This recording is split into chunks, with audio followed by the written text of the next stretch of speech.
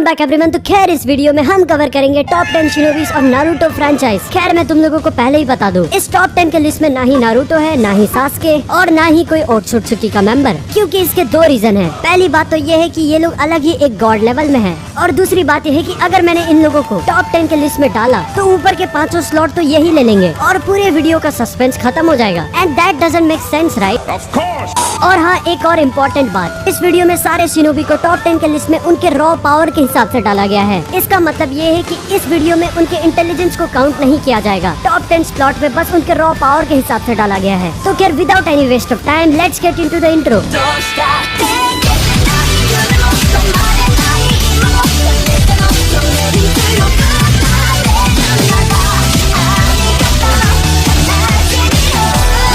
Number 10 में जगह लिया है माइट गाय ने। मुझे पता है कि तुम लोगों में से बहुत सारे लोग अभी इस चीज के ऊपर डिसएग्री कर रहे होंगे कि माइट गाय को टॉप 10 के लिस्ट में और ऊपर होना चाहिए था, क्योंकि उसके 8 गेट्स के पावर ने ऑलमोस्ट मादारा को भी मार दिया था। लेकिन अगर हम ध्यान से सोचे, 8 गेट्स के पावर के साथ साथ एक बहुत ही बड़ी सेक्रीफाइस भी तो आती है कि जो भी 8 गेट्स एक बार खोलता है उसका बॉडी तो ये कंफर्म है कि वो हैंडल नहीं कर पाएगा। And that's what happened in the war, right? Might Guy ने जैसे ही 8 गेट्स को यूज किया, कुछ ही टाइम के बाद ही उसका बॉडी वो पावर को हैंडल नहीं कर पाया। और इसी कारण से मुझे तो लगता है कि माइट गाय को नंबर 10 परफेक्टली सूट करता है, क्योंकि उसके पास जो पावर है वो पावरफुल तो है लेकिन बार बार यूजेबल नहीं। और ऐसे पावर का क्या फायदा जिसको तुम यूज भी नहीं कर सकते। खैर नंबर 9 में स्पॉट लिया है सारुटोबी हिरोजिन ने। अब मुझे पता है कि बहुत सारे लोग इस नंबरिंग से भी डिसएग्री कर रहे होंगे कि हिरोजिन को तो टॉप 10 के लिस्ट में तो होना ही नहीं चाहिए, क्योंकि he was killed by Orochimaru. और शिपुंडेन के आखिर तक हम लोगों को पता चल गया थी कि ओरोचिमारू कितना वीक है। यस, इस चीज के ऊपर मैं भी एग्री करता हूँ कि ओरोचिमारू ने हिरोजिन को मार दिया था। लेकिन क्या तुम लोगों ने थोड़ा सा गौर किया? हिरोजिन ओरोचिमारू से तब फाइट कर रहा था जब वो अपनी लाइफ की आखिरी स्टेजेस में था, और वो खुद के लिए भी फाइट नहीं कर रहा था। इवन अपने आखिरी टाइम में वो विलेज के लिए ही फाइट कर रहा था। और क्या तुम लोग भूल गए, हिरोजिन बस ओरोचिमारू से फाइट नहीं कर रहा था, वो फर्स्ट और सेकंड होकागे के साथ भी लड़ रहा था। और ऐसे एज में जहाँ पे लोगों को सांस लेने में भी दिक्कत होती है, वो 3 कागे लेवल के लोगों के साथ फाइट कर रहा था। और ये तो उसके ओल्ड एज लेवल की बात है।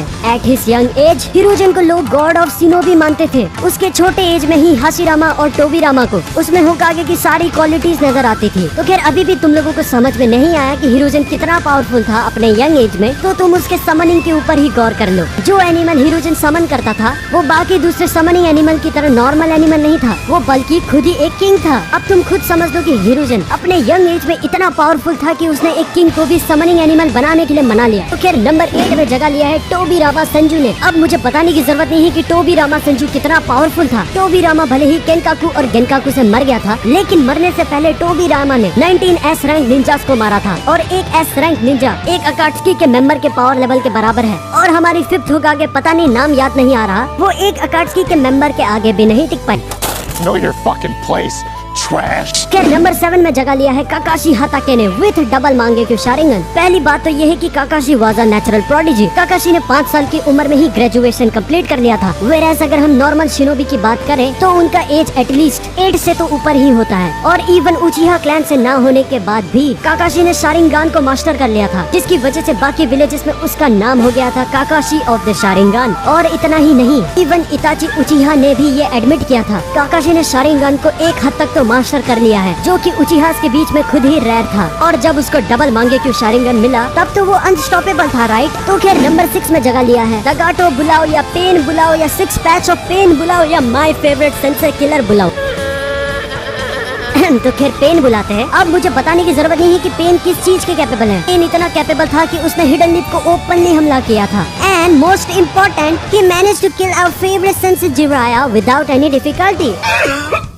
फिर नंबर 5 में जगह लिया है, तो भाई चिल्लाओ मेरे साथ, इताची उचिहा ऑफ द शारिंगान। मुझे पता है कि इताची उचिहा को ज्यादा एक्सप्लेन करने की जरूरत नहीं है, लेकिन फिर भी मैं तुम्हें थोड़ा सा याद दिला देता हूँ। इताची उचिहा भी एक नेचुरल प्रोडिजी था। इताची उचिहा का शारिंगान भी इतना पावरफुल था कि उसको भी लोग बुलाते थे इताची उचिहा ऑफ द शारिंगान। और इंटरेस्टिंग बात तो ये है कि इताची उचिहा का जो तुमने पावर देखा पूरे नारुतो शिपुंडेन में, that was not even his half of the power. और बस इतना ही नहीं, इताची पूरे ओजी और शिपुंडेन में ऑलमोस्ट हाफ ब्लाइंड था। इताची के हाफ पावर और हाफ विजुअल के बावजूद उसने 4th मिजुकागे को एक ही अमातेरासु में निपटा दिया। Cause our guy Itachi already surpassed Kage level at his young age, right? और काकाशी जो कि one of the most feared shinobi in all villages है, इताची ने काकाशी को 10 सेकंड के अंदर ही हरा दिया। लाइक तुम खुद सोचो, डिफीटिंग अ एस रैंक निंजा, वो भी ऐसा वैसा नहीं बल्कि काकाशी, वो भी 10 सेकंड के अंदर।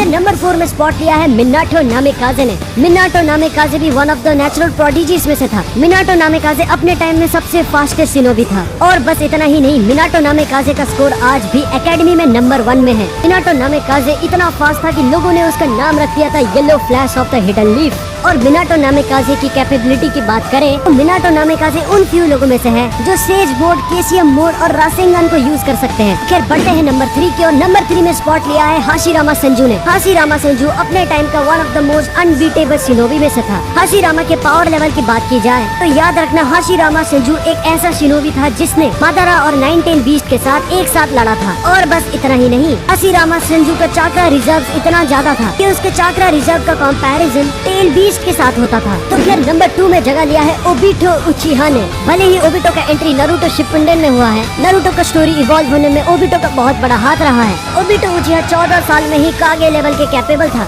ओबिटो उचिहा इतना कैपेबल था कि उसने 14 साल की उम्र में ही हिडन लीफ में 9 टेल्स अटैक किया। उसी की वजह से मिनाटो नामेकाजे और कुशिना की डेथ हुई। ओबिटो उचिहा नॉर्मली ही इतना ताकतवर था, इसके बावजूद जब वो 10 टेल्स का जिंजूरी की बना तो इवन हाशिरामा ने भी स्टेट किया था कि आज भले ही वो जिंदा होता लेकिन फिर भी वो ओबिटो के पावर लेवल के साथ मैच नहीं कर पाता। Like can you believe, like जो बंदा जिसके पास इन्फिनाइट चाक्रा है तो मादारा और 9-टेल बीस्ट के साथ एक साथ लड़ा है, लाइक वो भी एडमिट करता है कि ओबिटो एक होल न्यू लेवल में है। ऐसे ही थोड़ी ओबिटो को नंबर 2 में डाल दूंगा। बड़े लोगों ने खुद ही एक्सेप्ट किया है कि वो एक होल न्यू लेवल में है। खैर नंबर 1 में बढ़ने से पहले कुछ ऑनरेबल मेंशंस हो जाए। ऑनरेबल मेंशंस में 2 नाम है, शिशुई उचिहा और साकुमे हाताके। शिशुई उचिहा के बारे में मैं तुम्हें बात बता दूं कि शिशुई इताची का आइडल था। इवन इताची भी एडमिट करता था कि वो शिशुई को नहीं हरा सकता। और शिशुई उचिहा को पूरे के पूरे उचिहा क्लैन का ही प्रोडिजी माना जाता था। और साकुमे हाताके की बात करें, जिसको लोग व्हाइट फैंग के नाम से भी जानते थे, वो इतना कैपेबल था कि वो तीनों सानिन को एक साथ हरा सकता था। बट हावेवर दोनों को एनीमे में ज्यादा नहीं दिखाया गया। तो फिर नंबर 1 में जगह लिया है मादारा उचिहा ने। भले ही नॉर्मल फॉर्म में मादारा कभी हाशिरामा को हरा नहीं पाया, बट जब वो 10 टेल्स का जिंजूरी के बना, मादारा एक अलग ही लेवल में चला गया,